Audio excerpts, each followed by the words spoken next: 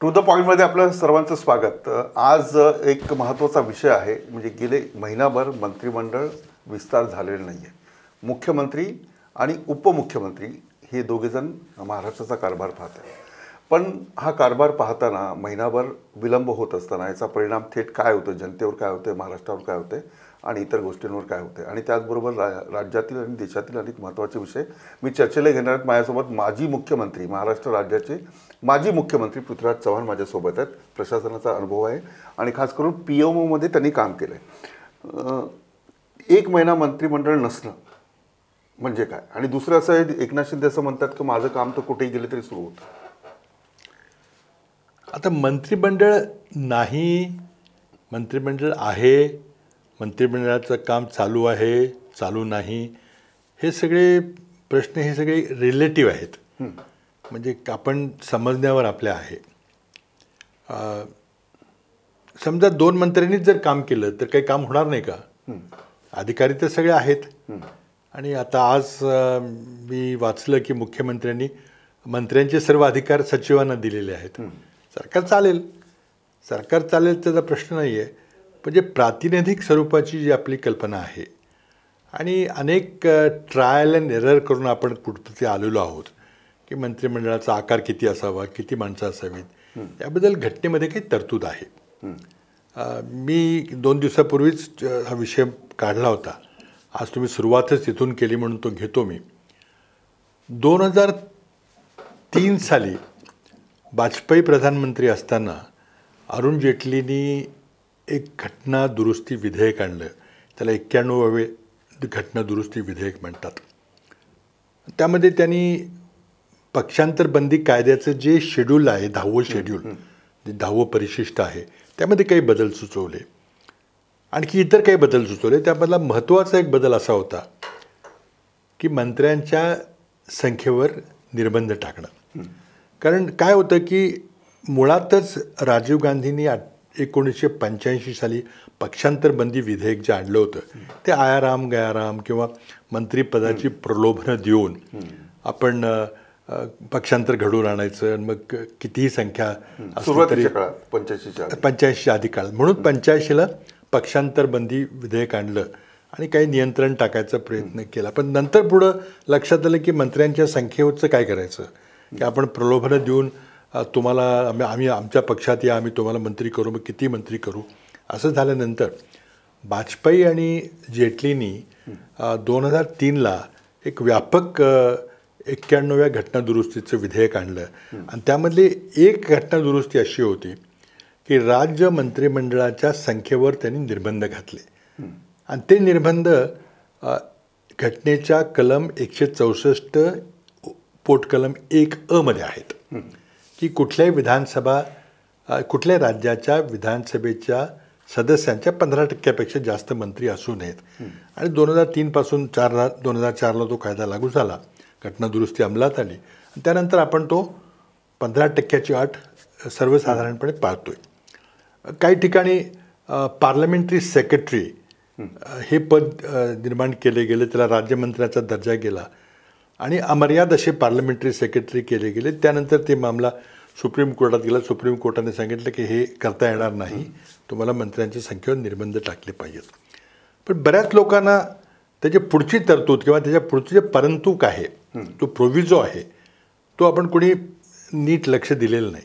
त्यामध्ये पुढं असं आहे, पुन्हा सांगतो, घटनेच्या 164व्या कलमाच्या पोटकलम 1A मध्ये मंत्र्यांच्या संख्येवर निर्बंध आहे. पण त्याचं परंतु जर आपण पुढं वाचलं तर त्यामध्ये असं म्हटलेलं आहे की किमान 12 मंत्री असले पाहिजेत. अच्छा, आता हे 12 मंत्री असले पाहिजे तर कोणी यावर काही लक्ष देत नाही. तर माझा पहिल्यांदा सर्वोच्च न्यायालयाला हा सवाल आहे की हे जर आपण पाळणार नसलो 12 मंत्र्यांचं तर मग ते काढून टाकूया ना, ते कशाला ठेवलंय. पण मग वाजपेयींनी आणि जेटलींनी का आणलं, तर अशी शक्यता त्यांच्या कदाचित मनात आली असावी की हे दोघंजणच किंवा चौघंजणच किंवा एकटाच माणूस जर मंत्री म्हणून जर काम करत असला एखाद्या बादशासारखा, तर त्याच्यावर कुठेतरी निर्बंध आणले पाहिजेत. कारण सरकार तर चालेल, बरोबर, जरी एक माणूस असला. पूर्वी आपल्याला माहिती आहे की एखादा राजा, एखादा बादशाह, एखादा सुलतान हे एक माणूसच सगळं सरकार चालवायचा. मग लोकशाही पद्धतीने एकच माणूस मुख्यमंत्री झाला, तो जर सरकार चालवायला लागला तर मग काय करायचं. म्हणून ती निर्बंध किमान 12 पाहिजे. आज 2 मंत्री आहेत. घटनेच्या 164व्या कलमाचे थेट उल्लंघन आहे.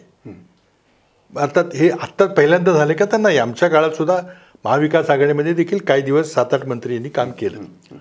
माझा पहिला सवाल असा आहे की आज खरंच जर आपण समजा आणखी महिनाभर मंत्रिमंडळ विस्तार झालाच नाही तर काही राज्यात काम चालू आहे. ते 2 जण बसतात, कधी येतात, कधी घेतात मीटिंग, म्हणतात कॅबिनेट झाली आमची. म्हणजे कुठल्या तरी दिवाणखान्यात बसून त्यांची कॅबिनेट होती का कुठं मंत्रालयात होती काय माहिती नाही, पण सरकार चाललंय. मग आता सरकार असंच चालू द्यायचं का. मग आपल्याला मग हे 15% किमान कमाल मंत्री असले पाहिजे, 10-12% मिनिमम असले पाहिजे. ते घटनेमध्ये तरतूद कशाला केलेली आहे. तर माझा पहिला सवाल आहे की हे जे मंत्रिमंडळ आताचं आहे हे बेकायदेशीर आहे. पण आता मग हे रद्द करावं का तर मी असं म्हणणार नाही, कारण सरकार पाहिजे. आपल्याला शेतकऱ्यांचे प्रश्न आहेत, महापुराचे प्रश्न आहेत, अनेक प्रलंबित प्रश्न आहेत. हे महत्त्वाचे प्रश्न सरकारने जर निर्णय घेतले तर काही हरकत नाही. पण असंच चाललं तर मी हास्यास्पदच आहे सगळं. तुम्हाला थांबवतो की सरकार अवैध आहे असं तुम्ही म्हणतात. मला 2-3 मुद्दे सांगा की या कारणाने हे सरकार अवैध आहे. एक तर मी सांगितलं की मंत्र्यांची संख्या 12 पाहिजे म्हणून, त्याचं माझं स्पष्ट मत आहे. आता कोणीतरी घटनातज्ञांनी त्यावर भाष्य केलं पाहिजे. किंबहुना जेव्हा सर्वोच्च न्यायालय सगळ्याच मामल्याचे सगळे पिटिशन्स एकत्रित करून निर्णय घेईल त्यामध्ये ह्याच्यावरही भाष्य केलं पाहिजे. काढून टाकूया जर नसलं करायचं तर, किंवा पाळलं पाहिजे. माझं म्हणणं असं आहे की आता आपण पॉलिटिकल साईडकडे येऊ. ही घटनात्मक बाब झाली की हे का करत नाहीत. कारण इतक्या लोकांना आश्वासन दिलेली आहेत. त्यामध्ये शिवसेनेच्या फुटर गटातले, शिंदे गटातले 40 आमदार शिंदेना धरून, त्यांच्याबरोबर आलेले 10 अपक्ष, मग 2019मध्ये जी फोडाफोडी फडणवीसांनी केली आणि काँग्रेस आणि राष्ट्रवादीमधले असंख्य नेते अचानक आपल्या पक्षात घेतले, पश्चिम महाराष्ट्रातले विशेषतः, तर त्यांची संख्या मला वाटते एकूण तर संख्या 60-70ची आहे. पण जे आमदार आज आहेत किंवा आमदार होण्याच्या मार्गावर आहेत आणि ज्यांना वाटतं की आपण आमदार झालं पाहिजे, अशांची संख्या काहीतरी 20, 22, 25 तरी असेल. मी मोजली नाही. हा दुसरा गट आहे. तिसरा गट आहे जो मूळ भाजपचा आहे, अगदी संघवाले आहे, जे अगदी काही नसताना देखील भाजपबरोबर राहिले, एखाद्या वेळेला निवडून आले, कुठं पडले. त्यांना वाटतं की अरे बापरे, शेवटी आपला विजय झाला, आपला आता एकमेव पक्ष देशात राहिलेला आहे आणि आता आपलं सरकार आलेलं आहे, आता 2.5 वर्ष आपल्याला आता संधी मिळाली पाहिजे, आपण खूप त्याग केलेला आहे. आता ह्या सगळ्यांचे समाधान कसं करणार, हे अशक्यच आहे. तर त्यामुळं पहिला मुद्दा पॉलिटिकल असा आहे की मंत्रिमंडळ विस्तार करताना खूप अडचण येणार आहेत. त्या किती मंत्री करायचे, कोणाचे किती करायचे, कोणाला काय खातं द्यायचं, कुठल्या जिल्ह्याचा कोण पालकमंत्री होणार, हे बरेच कल्पना आहे. पण त्याच्यापेक्षा आधी आज मूलभूत गोष्टीकडे आपण गेलो तर उद्या जेव्हा सर्वोच्च न्यायालयामध्ये सगळे पिटिशन त्याचं हिअरिंग होईल, कदाचित जर आपण कायद्याचा तंतोतंत अभ्यास केला तर पक्षांतर विरोधी कायदा जो आज घटनेमध्ये आहे 10व्या शेड्यूलमध्ये, आणि तो 2003मध्ये जो बदल करण्यात आला, त्या बदल केलेल्या म्हणजे सध्या विद्यमान असलेल्या राज्यघटनेनुसार हे पक्षांतर झालेलं आहे. त्यामुळे पक्षांतर बंदी कायद्याचं त्यांना शिक्षा, ते तर म्हणतात आम्ही शिवसेनेच आहोत. नाही, मग ते आता तेच हरीश साळवे यांनी म्हटलं आम्ही शिवसेना सोडलेलीच नाही, तेच आता करणार आहेत. आता ते कुठं सांगतात, ते इथं विधानसभेमध्ये पहिल्यांदा 16 माणसं सोडून गेली, ते मीटिंगला आले नाही, त्यांच्यावर त्यांनी एक ॲक्शन घेतलेली आहे. नंतर हे इन्क्रिमेंटल डिफेक्शन आहे. एका दिवशी कणका पडलाय का, 40 माणसं एकदम कुठं दिसली का, तसं नाही झालेलं. पहिल्यांदा काही गेली, नंतर काही गेली. तर हे इन्क्रिमेंटल डिफेक्शन आहे. आणि हे थांबवण्याकरताच जेटली आणि वाजपेयीजींनी त्या घटनादुरुस्तीमध्ये किमान 2/3 माणसं तरी गेली पाहिजेत, हा एक अट घातली. दुसरी, ती किमान 2/3 माणसांनी कुठला तरी पक्षामध्ये विलीन झालं पाहिजे. 2 अटी आहेत. 1/3 माणसं ही एकदाच गेली पाहिजे असं कायद्यात तरतूद आहे की असं नाही? पूर्वी 1985च्या कायद्यामध्ये जर 1/3 माणसं जर वेगळी झाली तर त्याला स्प्लिट म्हणत होते, एकदा स्प्लिट, विभाजन झाले 1/3. पण 1/3 हा फार कमी आकडा आहे, म्हणून 2003 साली त्याचा 2/3 केलं गेलं. आणि नुसताच 2/3 केलं नाही तर त्यामध्ये विलिनीकरणाची अट घेतली. तर मला वाटतं ह्या घाई गर्दीमध्ये माणसं गोळा करणं, लपून जाणं, मग गुजरातमध्ये गाड्या तिथे येणं, ह्या गोंधळामध्ये पण तुम्ही जो कोणी कायद्याचा अभ्यास नीट केला नाही. तुम्ही दावा जो करताय की एकदाच नाही गेली ती माणसं, आधी सुरुवातीला नाही, त्यामुळे ज्या दिवशी कागदपत्रे कुठे सिद्ध होत नाही ना. ज्या दिवशी पहिल्यांदा शिवसेनेच्या म्हणजे उद्धवजी ठाकरे यांच्या गटाने त्यांच्या जो अधिकृत त्यांचा जो व्हीप होता त्यांनी जेव्हा त्यावेळेचे स्पीकर म्हणजे उपाध्यक्ष त्यांच्याकडे जी तक्रार केली त्यांनी 16 लोकांच्यावर तक्रार केलेली आहे. त्या दिवशी स्नॅपशॉट आपण जर फोटोग्राफ त्या दिवशीचा काढला तर 16 लोक 55 पैकी हा पक्षाचा व्हीप न जुगारता त्यांनी काही कामगिरी केली आणि तो प्रश्न प्रलंबित आहे. आज सर्वोच्च न्यायालयामध्ये त्या केसचा निकाल करायचा आहे. त्या केसचा निकाल घ्यायचा अधिकार उपाध्यक्षांना होता का, आणि उपाध्यक्षांनी नोटीस दिली, ती 2 दिवसाची नोटीस होती, मग ती पर्याप्त होती का वगैरे वगैरे सगळ्या गोष्टीचा विचार होईल. पण आता काय झालं, तोपर्यंत ह्या सगळ्या घटनेपर्यंत आपण कोर्ट पोचू नये म्हणून ही मूलभूत परिस्थितीच बदलून टाकायची म्हणून राज्यपालांनी त्या मध्यरात्रीच्या किंवा रात्री उशिरा झालेल्या देवेंद्रजींच्या भेटीनंतर एकदम ताबडतोब त्यांनी सांगितलं की नाही शपथविधी घ्यायची, शपथविधी घ्यायचा. अधिवेशन मुख्यमंत्री असल्याशिवाय घेता येत नाही, तर त्यामुळे आधी मुख्यमंत्री करायचा. मग म्हटलं आम्हाला वाटतं की आम्ही पेपर बघितलेत आणि आम्हाला वाटतं की हे पत्र त्यांनी दिलेलं आहे, त्यामुळं त्यांच्याकडे बहुमत, आता सरकारकडे बहुमत राहिलं नाही आणि ह्या लोकांच्याकडे बहुमत आहे, मग हे करून टाका. काही इकडं कुठं काही पाहिलं नाही, काही नाही, कुठं काही त्यांना विचारलं नाही, चर्चा केली नाही, हे नाही केलं. पण एकदम त्यांनी निर्णय घेऊन टाकला की शपथविधी करून टाका. तर शपथविधी झाल्याबद्दल मुख्यमंत्री बसले, मुख्यमंत्र्यांना सगळे अधिकार आले आणि मुख्यमंत्र्यांनी आपल्या अधिकारामध्ये स्पीकरची निवडणूक घेतली, तारीख मागितली. राज्यपालांनी एकदम सोयीस्करपणे जी काम आमच्याकरता जवळजवळ 6 वर्ष लटकून ठेवलं होतं ते त्यांना एकदम ताबडतोब देऊन टाकले. तर नवीन स्पीकर झाला, पण उपाध्यक्षांचा रोल संपला. आता तुम्हाला प्रोसिडिंग माहिती आहे, तुम्ही मुख्यमंत्री होता, संसदीय कामकाज कसं आहे, विधानसभेतलं ते कोर्टाला फार कमी माहिती असेल. कोर्ट माहिती घेईल, कोर्ट माहिती घेईल. कोर्ट माहितीचा प्रश्न नाहीये, घटनात्मक तरतूद आहे ही. कोणाला एकट्या व्यक्तीला खाजगी माल प्रश्नाचा प्रश्न नाही, सगळं घटनेमध्ये लिहिलेलं आहे, विधिमंडळाच्या नियम पुस्तकामध्ये लिहिलेलं आहे. पण आपण एक सेपरेशन ऑफ पॉवरच्या सिद्धांताखाली जे आपले 3 सरकारचे स्तंभ आहेत, राज्याचे जे 3 स्तंभ आहेत, एक न्यायपालिका, कार्यपालिका आणि विधिमंडळ, ते एकमेकाच्या अधिकारामध्ये हस्तक्षेप करत नाही सहजा.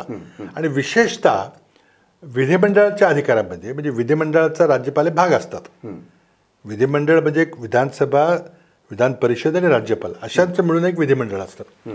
तर त्याच्या कामकाजामध्ये भाग घेताना विशेषतः विधिमंडळाच्या, विधानसभेच्या आणि विधान परिषदेच्या अध्यक्ष आणि सभापतींच्या कामकाजामध्ये कोर्ट लक्ष घालत नाही आणि सभागृहामध्ये जे काम झाले त्यांच्यातही कोर्ट लक्ष घालत नाही. पण नंतर पुन्हा सुप्रीम कोर्ट म्हटलं की तुम्ही अगदी बेदरकारपणे काय जर बेकायदेशीर करायला गेला तर आम्हाला त्याची खबर घ्यावी लागेल. पण माझा प्रश्न वेगळा आहे की उपाध्यक्षांकडे अपात्रतेची नोटीस आली, त्यांनी नोटीस बजावली, त्यानंतर राज्यपालांनी अधिवेशन बोलवलं, अधिवेशनामध्ये मुख्यमंत्री आले, मुख्यमंत्र्यांनी बहुमत सिद्ध केलं आणि नवीन जे अध्यक्ष आले त्यांनी जी नोटीस आहे ती रद्दबातल ठरवली. म्हणजे त्यांची मला वाटतं 2 आमदारांनी पत्र दिलं होतं की यांच्यावर अविश्वास प्रस्ताव नरहरी झिरवळ यांच्यावर आहे. हे किती कायद्याच्या कक्षेत बसतं? म्हणजे त्या नोटिसीची सुनावणी झाली पाहिजे का, नाही झाली पाहिजे? असं आहे, एकतर आपण मॉरली काय करेक्ट आहे आणि एथिकली काय करेक्ट आहे हे पाहिलं पाहिजे. आणि कायद्यावर बोट ठेवून कायद्यामध्ये जे लिखित कायदा आहे, आपली घटना ही राज्यघटना लिखित आहे, इंग्लंडची राज्यघटना नाहीच आहे, लिखितच नाही आहे, फक्त परंपरेवर सगळं चालतं. आपल्या विधानसभेचं विधी रूल बुक आहे, नियम पुस्तक आहे, त्यामुळे हा कायदा आपल्या बऱ्याच अंशी लिखित आहे. पण लिखित कायद्यामध्ये देखील इतकी काही वेळेला अस्पष्ट असते की त्यामध्ये सर्वोच्च न्यायालयानं ते कायद्याचं इंटरप्रिटेशन करावं लागतं. की संसदेनं जेव्हा कायदा केला त्यांच्या डोक्यात काय होतं, ते काय वाटलं असेल संसदेला, सभासदांना काय वाटलं असेल, त्याच्यामध्ये जायचं आणि खरा संसदेचा कायदा करताना उद्देश कसा असेल तो कदाचित ती लिहिताना तो उद्देश प्रकट झाला नसेल किंवा लिहिल्यानंतर त्यामध्ये अडचणी आल्या असतील, हे सुप्रीम कोर्ट करतं आणि त्याचकरता आपण सुप्रीम कोर्टामध्ये याचिका करतो. आज जर आपण एथिकली मॉरली पाहिलं तर काही सभासदांच्या विरुद्ध निलंबनाची नोटीस कारवाई चालू असताना ती परिस्थिती बदलणंही चुकीचं होतं. ती परिस्थिती जैसे थे ठेवायला पाहिजे होती आणि त्या क्षणी निर्णय घ्यायला पाहिजे होता आणि मग पुढची कारवाई करायला पाहिजे होती. पण जैसे थे परिस्थिती ठेवावी लागू नये म्हणून राज्यपालांनी हस्तक्षेप करून त्यामध्ये परिस्थिती बदलून टाकली. आता ती परिस्थिती राहिलेली नाही आहे. आता घड्याळाचे काटे उलटे फिरवायचे का, म्हणजे मुख्यमंत्री पदाच्या शपथविधीच्या मागे जायचं का, ते अधिकार सर्वोच्च न्यायालयाला आहेत का. आता हे मला वाटतं पहिल्यांदाच इतिहासात घडतं हे. आणि त्यामुळं आता काय सुप्रीम कोर्ट निर्णय घेते उद्या, कधी सोमवारी बैठक आहे त्यावेळी होईल का, त्यावेळी होणार नाही, किंवा त्यावेळी ते एक 5 किंवा 7 न्यायाधीशांच्या खंडपीठाकडे तो मामला जाईल. मग हे न्यायमूर्ती सरन्यायाधीश तोपर्यंत रिटायर होतील, दुसरी येतील, हे काय सांगता येत नाही काय होईल. तुमच्या दृष्टीने किती अवघड आहे, म्हणजे एकनाथ शिंदे सरकारसाठी ही सगळी लढाई आहे. लढाई म्हणण्यापेक्षा त्यांची कोर्टातली जी आर्ग्युमेंट आहे ती की अवघड आहे, ती सरकार नाही, अवघड कठीणचा प्रश्न नाही आहे. एक कायदा आहे, कायद्यामध्ये काही लिहिलेलं आहे, त्याचं इंटरप्रिटेशन आपल्याला करायचं. मी एका प्रकारे करू शकेन, तुम्ही दुसऱ्या प्रकारे करू शकाल. त्यामध्ये लिगल कायद्यावर बोट ठेवून काही निर्णय घेतील, काही मॉरली एथिकली हे बरोबर आहे की नाही हे बघता येईल. असे खूप गुंतागुंतीचे मुद्दे आहेत. आणि म्हणूनच सर्वोच्च न्यायालयाला, या देशातील सर्वोच्च पातळीवरच्या न्यायालयाला आणि सरस न्यायाधीशांना यावर काहीतरी विचारविनिमय करायला लागेल. ते अजून त्यांच्यामध्ये स्पष्टता नाही आहे की हे आपल्याला आपल्याकडे करता येईल आपल्याला का खंडपीठाकडे जावं लागेल, खंडपीठाला काही महिने लागतील वगैरे, अशी शक्यता खूप कॉम्प्लिकेटेड, काही खूप कॉम्प्लिकेटेड झालेलं आहे. त्यामुळे आता साधा निर्णय असा आहे की राज्यपालांनी हा निर्णय पक्षपातीपणे घेतला असा निकाल जर सर्वोच्च न्यायालयाने काढला, जे आमचं मत आहे. राज्यपालांनी पक्षपातीपणा केला कसं म्हणता येईल आपल्याला, त्यांचा अधिकार आहे, मुख्यमंत्री झाले, मुख्यमंत्र्यांना नाही असं झाले कसे. समजा मुख्यमंत्री हा बहुमतावर होतो नेहमी, बहुमताच्या बद्दल स्पष्टता नाही आहे की जर काही लोकांनी घटनेची तरतूद असलेली मोडलेली आहे, घटनेच्या 10व्या परिशिष्टामध्ये घटनेचा भाग आहे तो पक्षांतरबंदी, तर घटनेच्या 10व्या परिशिष्टाच्या तरतुदीचं उल्लंघन केलेलं आहे, त्यामुळे त्या सभासदांना निलंबित केलं पाहिजे. हा प्रश्न प्रलंबित असताना तुम्ही पुढची कारवाई केली म्हणजे तो आता इन्फ्रॅक्शन झाला, त्याचा काय अर्थच राहिला नाही आता. बिलकुल. माझा दुसरा प्रश्न आहे, तो अत्यंत महत्त्वाचा आहे. तुम्ही मुख्यमंत्री म्हणून काम केलं आहे. पहिलं सचिवालय नाव होतं, नंतर ते मंत्रालय नाव झालं. आता 2 मंत्री आणि त्याचा इफेक्ट, ठीक आहे, मी म्हणजे आपण मान्य करतो की अधिकारी जे असतात ते काम करत असतात, पण त्याचा प्रत्यक्षात लोकांच्या याच्यावर किती परिणाम होतो. निर्णय घेण्याचे संपूर्ण अधिकार अधिकाऱ्यांना असतात की मंत्र्यांना अधिक असतात आणि मंत्री धोरणात्मक निर्णय घेऊ शकतात किंवा नाही घेऊ शकतात. आपण जर आता शेतकऱ्यांचा प्रश्न आहे, पाऊस पडला आहे. आपण जर पाहिलं इतिहासामध्ये अगदी खूप मागे गेलो, अगदी ग्रीसमध्ये जी लोकशाही पद्धत होती त्यामध्ये सर्वांना मताचा अधिकार नव्हता, फक्त पुरुषांना ते देखील त्या राज्यातले जे नागरिक होते त्यांना अधिकार होता, जे गुलाम होते त्यांना नव्हता, महिलांना नव्हता वगैरे बऱ्याच गोष्टी. पण त्याला आपण लोकशाही म्हणतो की ज्या लोकांना त्यांनी मताचा अधिकार दिला तर ते मात्र लोकशाही पद्धतीने मतदानाने निर्णय घेत असत. अशी ग्रीसमध्ये 2-2.5 हजार वर्षापूर्वीची लोकशाहीची परंपरा आहे. नंतर रोममध्ये एका प्रकारची लोकशाही आली, जिथं बरीच प्रगल्भ झाली, खूप कायदे झाले, काय झाले. त्यामुळं आपण जर इतिहास पाहिला तर अनेक आपण पाहिली राज्य सम्राट झाले, एम्परर झाले, तिथं महासम्राट झाले, नंतर सुलतान झाले, बादशाह झाले. तो एकटा बादशाह सगळं सरकार चालवत होता. अकबर बादशाह एकटा बादशाह होता. छत्रपती शिवाजी महाराज एकटे छत्रपती होते, त्यांचं अष्टप्रधान मंडळ होतं. त्यामुळं एकट्या माणसाला सरकार चालवता येणार नाही हे खरं नाही आहे. पण मुद्दाम आपण प्रातिनिधिक लोकशाही का आणली तर एका माणसाच्या चुका अधिकाऱ्यां नाही, ते एका माणसाच्याकडून तो सल्ला घेतो, कोणाचा अधिकारी नेमतो, मंत्री असतात किंवा जे अष्टप्रधान आपण ज्याला म्हणतो ते काय अधिकारी बनायचं का मंत्री बनायचं, काय मंत्री नाव दिलं तरी ते छोटी अधिकारी होते. तर त्यामुळं कारण ते लोकनियुक्त नव्हते, ते नुसते आपण नेमलेले होते. तर त्यामुळं सरकार चालतं ना. पूर्वी चाललं होतं, काही राज्य चांगली चालली होती, काही वाईट चालली होती, काही खूप लोकाभिमुख राज्य होती. तर त्यामुळं आता कोल्हापूरचे छत्रपती शाहू महाराजांचं उदाहरण घ्या, तर ते काय त्यांनी काही जरी प्रशासकीय व्यवस्था केली तरी खूप चांगले निर्णय घेतले. म्हणजे एका माणसाला लोकप्रिय चांगले निर्णय घेता येत नाही असं नाही आहे. पण ऑन द बॅलन्स आपण जर पाहिलं तर एका व्यक्तीच्या हातामध्ये सगळं सरकार दिलं तर त्यामध्ये वाईट गोष्टी अधिक होतात, चांगल्या क्वचित मग होतात. माझा तोच प्रश्न आहे की म्हणून यावेळी- आपण हे प्रतिनिधी मंत्रिमंडळाची कल्पना निवडून दिलेल्या लोकांची जबाबदारी दिली आणि ते मंत्रिमंडळ जे स्थापन आपण करतो ते विधिमंडळाला आणि संसदेला जबाबदार असतं. ही व्यवस्था केली. आता ती व्यवस्था आहे का? पण या सगळ्या याच्यामध्ये अधिकाऱ्यांकडून मिसयूज होऊ शकतो प्रशासनाचा. आता हा खूप वेगळा प्रश्न प्रश्न आहे म्हणजे. अवघड आहे, कारण 2 माणसं मंत्री तर आहेतच, तर त्यांना आता लक्ष द्यायला किती वेळ मिळेल हा खरा प्रश्न तुमचा आहे. की मुद्दाम कोण वाईट करावं असं कुठलाही मंत्री जरी 2 मंत्री असले तरी करणार नाहीत, असं आपण एक गृहीत धरू. त्यांना तर वेळ नाही म्हणून त्यांनी दिलेल्या अधिकारामध्ये काही अधिकारी व्यवहार करतील का, त्याकरता कायदा आहे. समजा केला तात्पुरता तर पुढं मागं कायदा त्यांच्या मागं लागेल, त्यांना शिक्षा होण्याची शक्यता आपल्या कायद्यात आहे. त्यामुळं पण एक गोष्ट, व्यावहारिक गोष्ट जर आपण पाहिली की 2 माणसांना इतक्या मोठ्या राज्य चालवणं आणि लोकहिताचे निर्णय घेणं हे शक्य होईल का, तर ते होणार नाही. म्हणून आपण वाट बघतो की आता मंत्रिमंडळ विस्तार कधी होणार आहे, पण त्याला पॉलिटिकल अडचणी आहेत. पण चव्हाण साहेब, आणखी एक महत्त्वाचं की हे सगळं सुरू असताना महाविकास आघाडी जी आहे, महाविकास आघाडीचं सगळे निर्णय जे आहेत, म्हणजे सगळे म्हणण्यापेक्षा काही निर्णय हे या 2 मंत्र्यांनी फिरवलं, मुख्यमंत्री आणि उपमुख्यमंत्री. याच्यावर काय प्रतिक्रिया? ती परंपरा वाईट आहे. मंत्रिमंडळच नाहीये, चर्चाच नाहीये, परंपरा वाईट आहे. कारण काय आहे की नाही, आता मंत्रिमंडळात सगळे अधिकार आहेत. 2 लोक जरी असले तरी तिथं कुठेही बंधन नाही की म्हणजे मी जो उल्लेख केला की किमान 12 मंत्री पाहिजेत, ती जर आपण लक्षात घेतली पाहिजे. पण मंत्रिमंडळ आहे. आता राज्यपालांनी त्यांना शपथ दिलेली आहे, तर राज्यपालांनी सांगायला पाहिजे होतं की नाही, किमान 12 मंत्री असल्याशिवाय मी शपथ देणार नाही. पण राज्यपालांना मान्य आहे आणि शेवटी राज्यपाल सरकार चालवतात मंत्रिमंडळाच्या सल्ल्यावर, अशी आपली तरतूद आहे. म्हणजे राज्यपालांच्या नावाने सरकार चालतं आहे. पण मग ते 2 मंत्री आहेत ते घेत आहेत निर्णय, त्यांना सल्ला देणारे तेच अधिकारी आहेत जे पूर्वी महाविकास आघाडीच्या मुख्यमंत्र्यांना सल्ला देत होते. इकडे तिकडे काही बदल केले असतील पण नसतील केले, सल्ला देत. निर्णय बदलण्याची आवश्यकता नाही, पण निर्णय बदलले हा वेगळा विषय आहे. म्हणजे आम्ही घेतलेले सगळेच मागचे निर्णय बदलून टाका.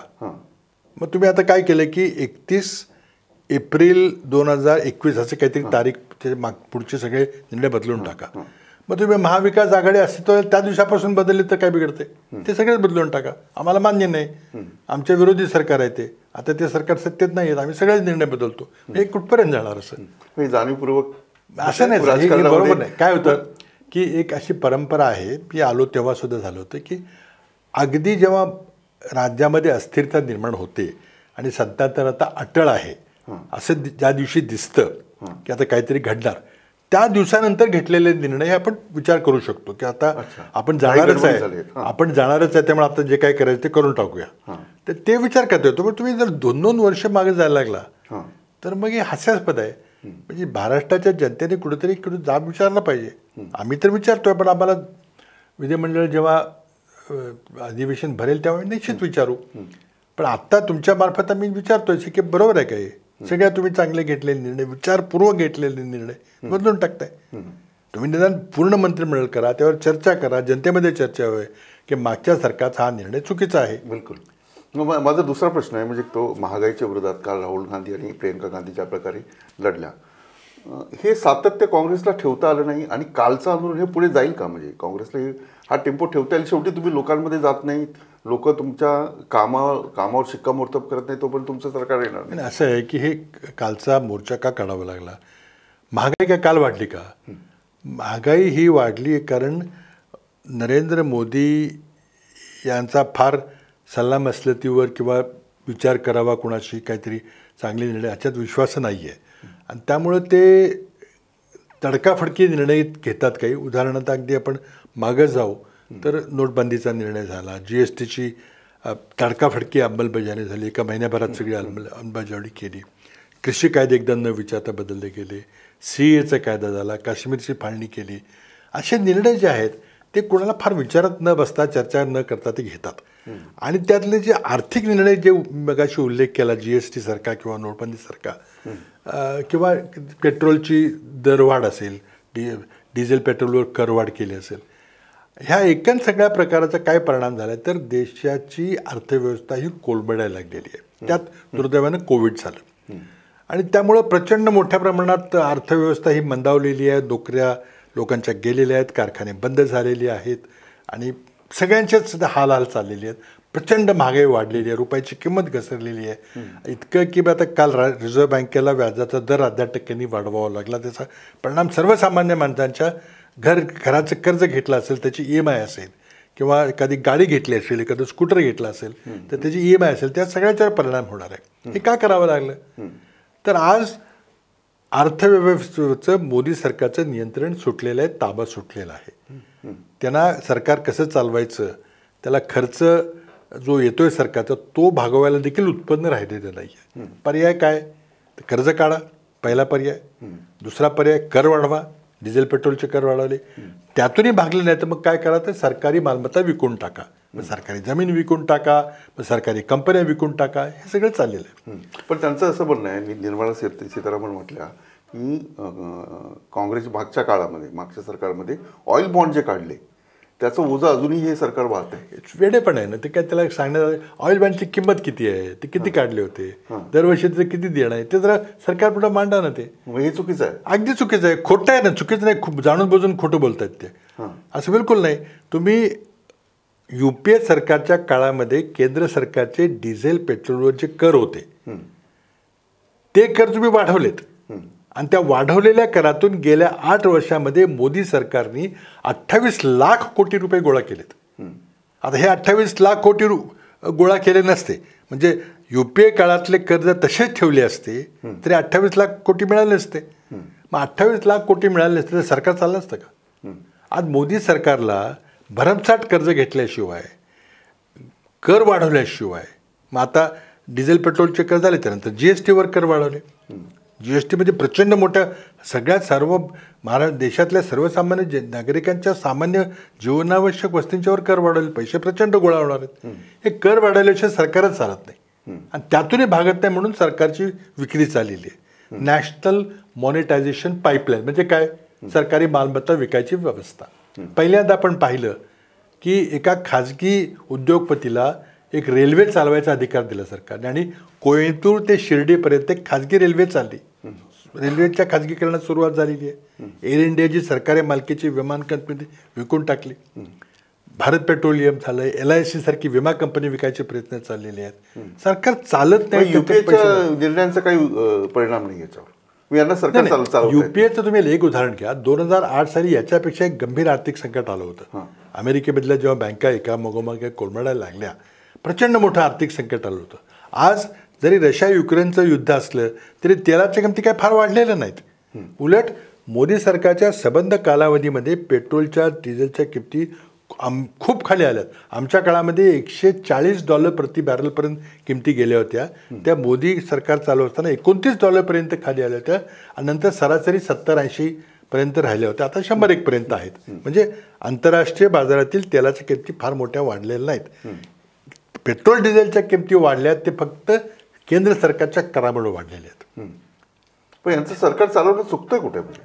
आता काय अगदी थोडक्यात आपण जर रिव्ह्यू केला तर पहिल्यांदा तुम्ही नोटबंदी करून सगळे अर्थव्यवस्था थांबवून टाकली. 97% आर्थिक व्यवस्था ही रोखीमध्ये चालत होती.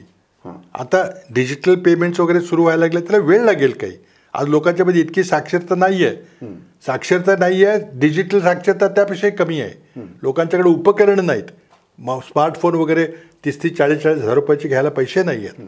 आणि जर समजा काही करून जरी फोन तरी घेतला तरी कनेक्टिव्हिटी अजून देऊ शकलेलो नाही. ग्रामीण भागामध्ये मिळत नाही. तरी तुम्ही ऑनलाईन सगळे पेमेंट करा म्हणता आणि तुम्ही कॅशलेस व्यवहार करा म्हणता.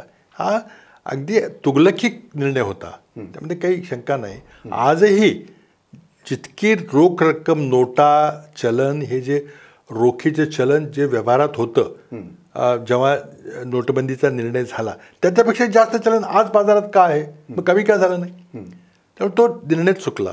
GST सारखा मोठा परिणाम झाला. त्यामुळे अर्थव्यवस्थेत संपूर्ण परिणाम रिकव्हर व्हायला किती वेळ? तर दुसरी गोष्ट सांगतो की आपण दर 3 महिन्याला आपण आपल्या देशाच्या आर्थिक विकासाचे आकडे जाहीर करतो. आर्थिक विकास दर म्हणजे वार्षिक दराचे आपण दर 3 महिन्याला आकडे देत जातो की या तिमाहीमध्ये आपला विकास दर किती होता. कोविडच्या आधीपर्यंत 8 तिमाही जर आपण पाहिल्या आधीपासून, म्हणजे त्यावेळेला तर सगळं काय आलबेल होतं, नोटबंदी झाली होती, GST झालं होतं, वन नेशन वन टॅक्स म्हणजे फारच चांगलं चालायला पाहिजे होतं. त्या 2 वर्षाच्या कालावधीमध्ये 8 तिमाहीचे आकडे आपल्यासमोर आले आणि सतत 8 तिमाहीमध्ये दर तिमाहीला देशाचा आर्थिक विकास घसरत गेला. हे मोदी सरकारचे आकडे आहेत.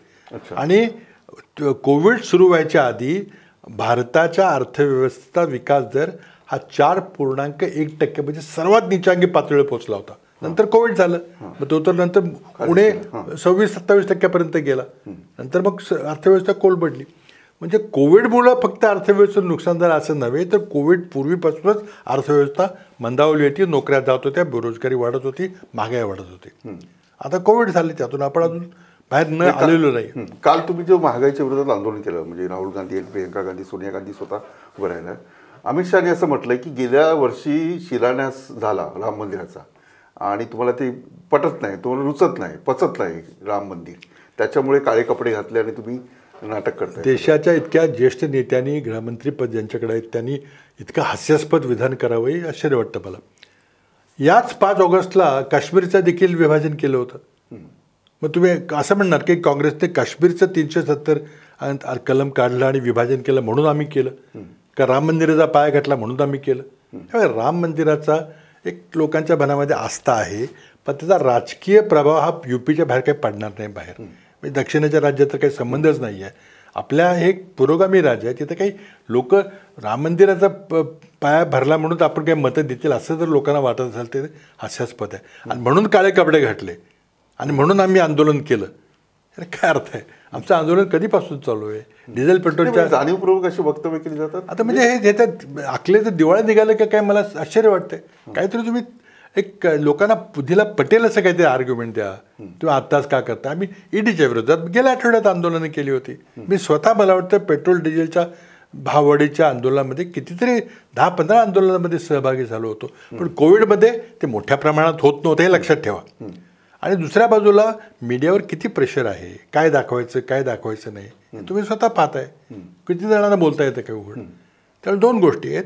कोविडमुळं मोठं आंदोलन होऊ शकलं नव्हतं. आम्ही अनेक आंदोलनं केली. मी स्वतः बैलगाडीतून जाऊन, आम्ही डिझेल पेट्रोल परवडत नाही म्हणून आम्ही बैलगाडीतून गेलो, आम्ही सायकल मोर्चा काढला, आम्ही स्वतः केलेलं आहे. आत्ताच महागाईच्या विरोधात आंदोलन केलं म्हणणं हे वस्तुस्थितीला सोडून आहे. वेगळा प्रश्न विचारतो जो आपल्या महाराष्ट्राशी निगडीत आहे.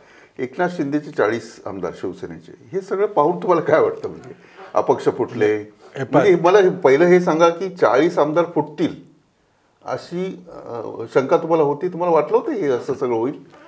मला वाटतं कोणालाच वाटत नव्हतं. नाराजी होती, त्यामध्ये अनेक कारणं आहेत. मुख्यमंत्र्यांनी ती कारणं शेवटच्या आपल्या भाषणामध्ये दिली की ते आजारी होते, स्वतः कोविड होतं त्यामुळे भेटता आलं नाही वगैरे वगैरे. पण मला वाटतं काहीतरी घडलं असेल, या म्हणजे असं इतकं घडलं असं मला खरंच कोणाला 40 लोकांचं तुम्हाला कळू नये. तुम्ही सगळे माझे सुरुवातीला काही माणसं गेली, पण राष्ट्रवादी 2 गोष्टी दिग्गज सगळे नेते, आम्हाला माहिती होतं की ईडीचं खूप प्रेशर आहे आणि पक्ष फोडण्याकरता आणि विरोधी पक्षांना नामोहरण करण्याकरता किंवा संपवण्याकरता ईडीचा आणि इतर चौकशी संस्थांचा गैरवापर होतो हे आम्हाला माहिती होतं. आणि त्यावेळेला काही बळी माणसं पडतायत हे आम्हाला माहिती होतं. आणि ते आत्ताच घडलं नव्हतं. 2019 साली आम्ही पाहिलं की बरीच माणसं ईडीच्या आणि कारवाईच्या भीतीनं, मग कोणाचा साखर कारखाना असेल, कोणाची सहकारी बँक असेल, त्यावर केलेली कारवाई, देवेंद्र फडणवीस यांच्या सरकारने केलेली कारवाई असेल, हे आम्हाला माहिती होतं की हे चाललेलं आहे. पण इतक्या मोठ्या प्रमाणात त्या कारवाईला भिवून किंवा आर्थिक आमिषाला बळी पडून किंवा मंत्रिपदाच्या लालसेमुळे इतक्या मोठ्या प्रमाणात माणसं जातील असं वाटलं नव्हतं. पण त्यांनाही मला वाटतं वाटलं नव्हतं. त्यांना वाटलं सुरुवातीला काही गट बाहेर पडेल, पण नंतर हळूहळू सगळ्या केंद्र सरकारने आपली सर्व ताकद पणाला लावली, आपली सगळं राज्य कामाला लावली.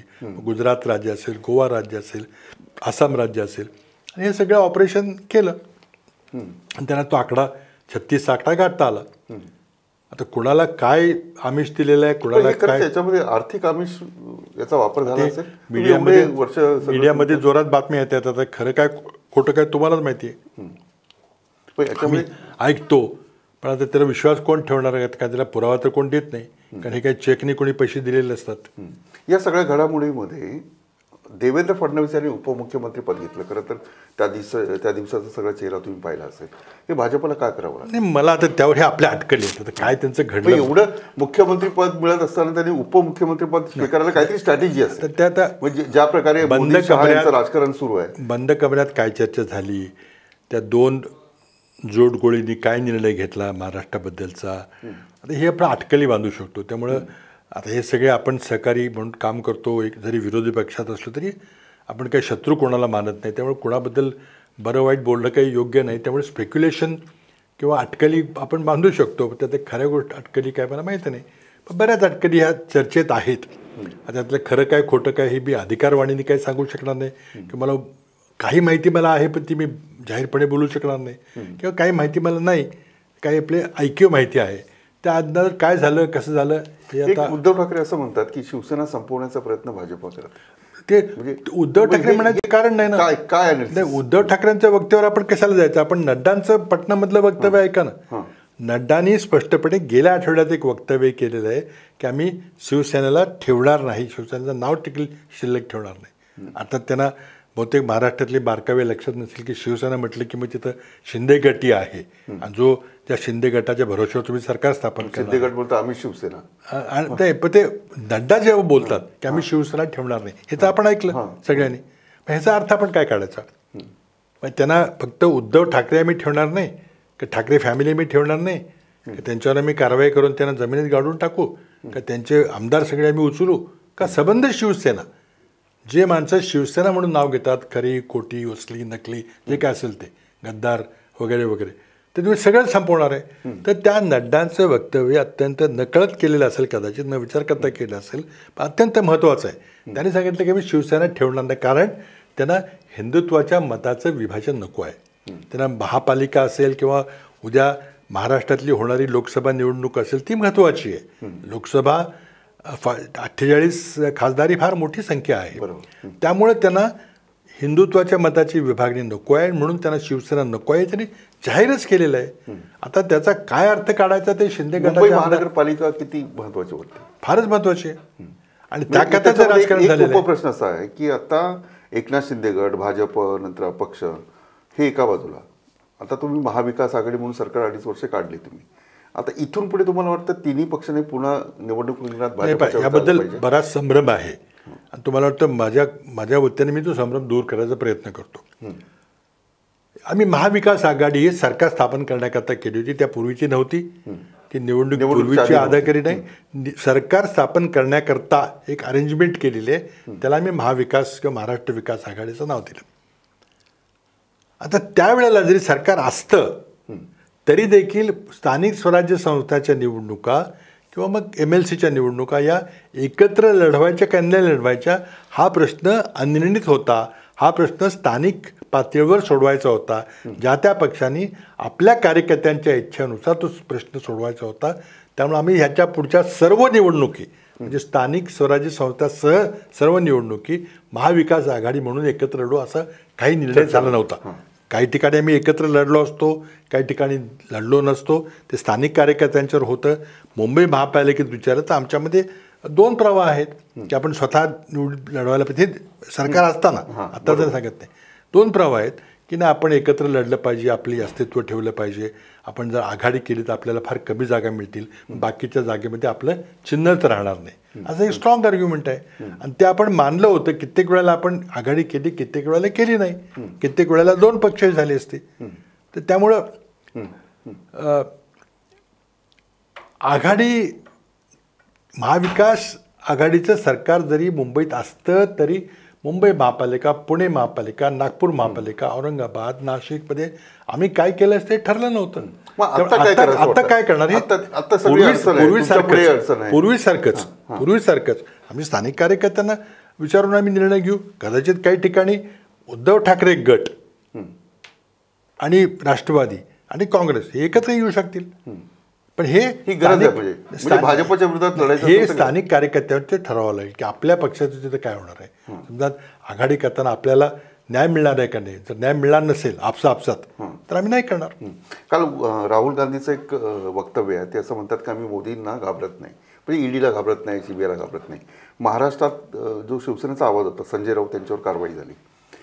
चव्हाण साहेब, हे सगळा सिनियर जो आहे हा, याला तुम्ही फाईट केल्याशिवाय किंवा सत्य लोकांपुढे आणल्याशिवाय तुम्हाला काही लोक मतदान करणार नाही किंवा तुमच्या बाजूने येणार नाही.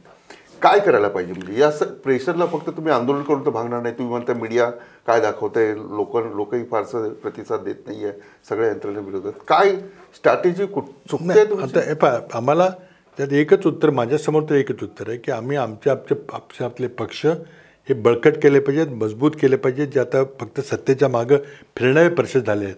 आणि त्यामुळे जिथं सत्ता मिळेल तिथं माणसं पळत आहेत. आपण 2019ला पाहिलं की काँग्रेस आणि राष्ट्रवादीमध्ये किती मोठे दिग्गज नेते एका क्षणार्धामध्ये अर्ध्या रात्रीमध्ये सोडून निघून गेले. आपण पाहिलेलं कशा करता, सत्तेकरता, पैशाकरता, आपल्या संस्था वाचवण्याकरता.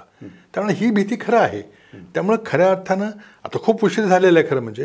तर प्रत्येक पक्षानं, राजकीय पक्षांना आपला पक्ष संघटना बळकट करण्याचा, अंतर्गत बळकट करण्याचा गेली की आहे अजून वेळ फार उशीर झालेला आहे, पण अजूनही केलं पाहिजे, त्याशिवाय पर्याय नाही आहे. त्यामुळे काय आहे की संसदीय लोकशाहीमध्ये राजकीय पक्ष आहे, त्याचा आत्मा आहे. राजकीय पक्षाची कुठेही व्याख्या डॉक्टर बाबासाहेब आंबेडकरांच्या घटनेमध्ये नव्हती. पहिल्यांदा राजकीय पक्ष ही व्याख्या आली जेव्हा आपण 10वं परिशिष्ट जोडलं आणि जेव्हा आपण राज्यघटनेमध्ये बदल केला, तेव्हा राजकीय पक्षाला आपण एक व्याख्या दिली. पण राजकीय पक्ष हा संसदीय लोकशाहीमध्ये आत्मा आहे. त्याच्याशिवाय संसदीय लोकशाही चालत नाही. आपण इंग्लंडची लोकशाही पाहिली, अमेरिकेची पाहिली. पण त्या राजकीय पक्षाचं एक काहीतरी धोरण पाहिजे, काहीतरी नीती पाहिजे, काही पॉलिसीज पाहिजेत, कुठल्या तरी एका तत्वावर आधारित तो पक्ष पाहिजे. मग तो आर्थिक असेल, साम्यवादी किंवा भांडवलशाहीवादी किंवा इतर, किंवा ते काय सामाजिक चळवळीवर आधारला पाहिजे, काय मग स्थानिक प्रश्नावर आधारला पाहिजे, भाषावर प्रांतरचना असेल किंवा वेगळं राज्य पाहिजे म्हणून असेल. अशा प्रकारे स्थानिक प्रश्नावर कुठलं तरी तत्व घेऊन तुम्ही एक पक्षाची उभारणी केली पाहिजे, त्याच्यावर तुम्ही मतं मागितले पाहिजे. आज ती यंत्रणा मोडलेली आहे. पण नंतर तर म्हणतात ना की सगळा मी प्रादेशिक पक्ष संपवले. पण विरोधकांसाठी ही जागा आहे नाही. एक गोष्ट आहे की आता इथून पुढे भाजप 2050 एक गोष्ट आपण जर UP आणि पंजाबच्या आत्ता अलीकडे जाणाऱ्या इलेक्शन्स पाहिल्या तर लोक हे एक 2 प्रमुख पक्षांना मतं देतात असं एक दिसतंय चिन्ह. छोट्या छोट्या पक्षांना बाजूला करतात की हे काही निवडून येणार नाहीत, सत्तेत येणार नाहीत, त्यामुळे ह्यांना मतं देऊन आपण अस्थिरता वाढवण्यात काय अर्थ नाही, अशा प्रकारची एक मानसिकता व्हायला लागलेली आहे असं माझं मत आहे. मग त्यामध्ये राष्ट्रीय पक्षच फक्त शेवटी, आणि ते माझंही मत आहे की तसं व्हावं. म्हणजे इंग्लंडमध्ये किंवा अमेरिकेमध्ये किंवा आणखी युरोपमध्ये 2, 3, 4 पक्ष मोठे असतात आणि त्यांचे पक्षाचे धोरणं, ध्येय धोरणं आणि त्यांचं पक्षाची अंतर्गत लोकशाही.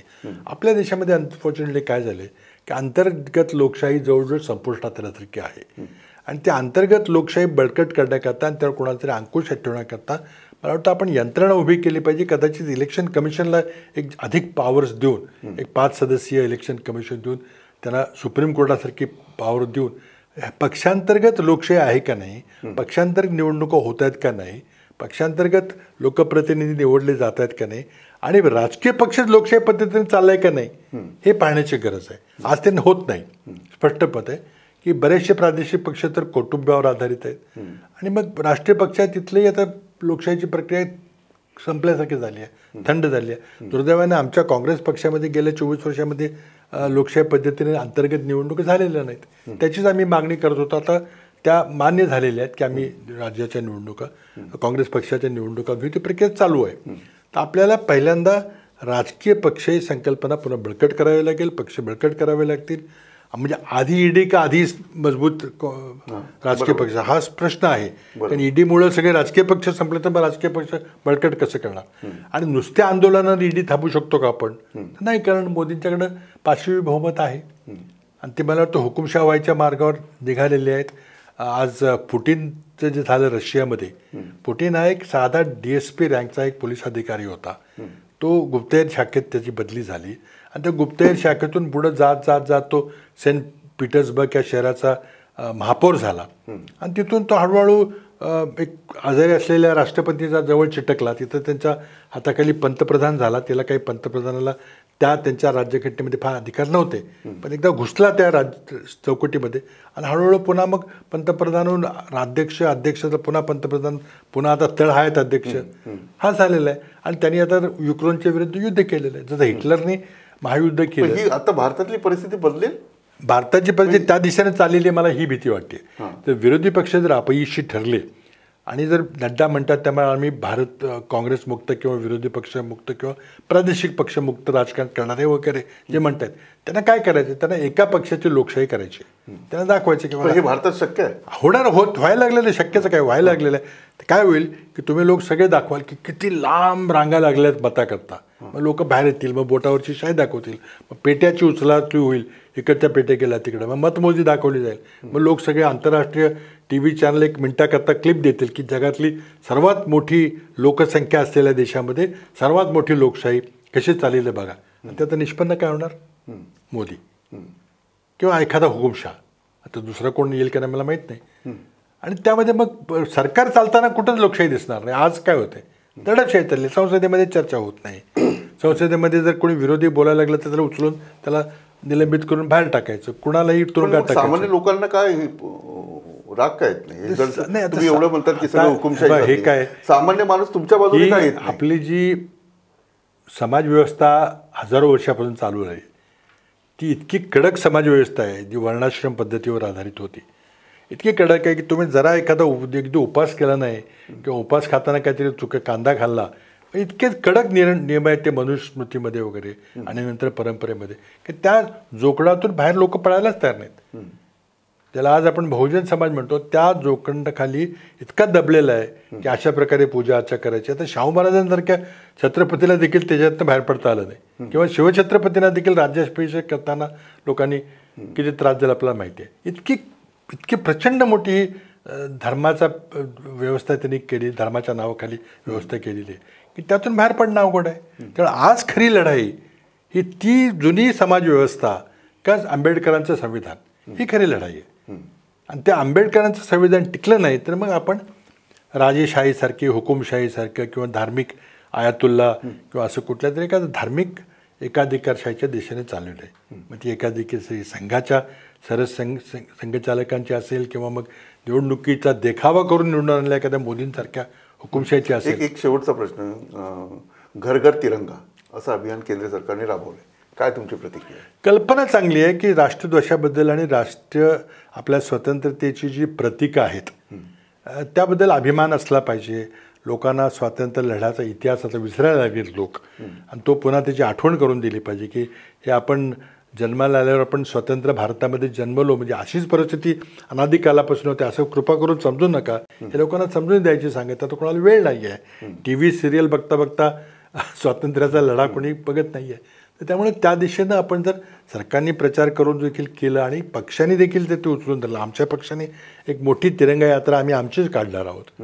कारण शेवटी काय की देशाचे स्वातंत्र्याचा इतिहास आणि काँग्रेस पक्षाचा इतिहास एकच आहे. आपल्याला माहिती आहे की स्वातंत्र्य लढ्यामध्ये कोणी कोणी बलिदान दिलं आणि कोणी कोणी माफीनामे दिले. तर त्यामुळं आम्ही आमच्या लोकांना देशाच्या स्वातंत्र्य लढ्याचा इतिहास सांगणार आहे.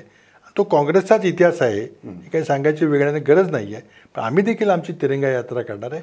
कारण शेवटी आपल्या सर्वांच्या दृष्टीने एक अभिमानाची गोष्ट आहे की आज देश एक लोकशाही म्हणून, अजून तरी सकृतदर्शनी लोकशाही आहे असं आपण म्हणतो की लोकशाही म्हणून आपण गेली 75 वर्ष मार्गक्रमण करतोय. सगळ्यांनी भाकीत केलं होतं की हे देशात काही प्रातिनिधिक लोकशाही काही चालणार नाही असं चर्चिलपासून सगळ्यांनी सांगितलं. आता 75 वर्ष झाली. त्याचा उत्सव साजरा करणं हे योग्य आहे, त्यामध्ये काही चुकीचं नाही आहे. पण एक तिरंग्याला एक विशिष्ट इमोशनल अटॅचमेंट होती.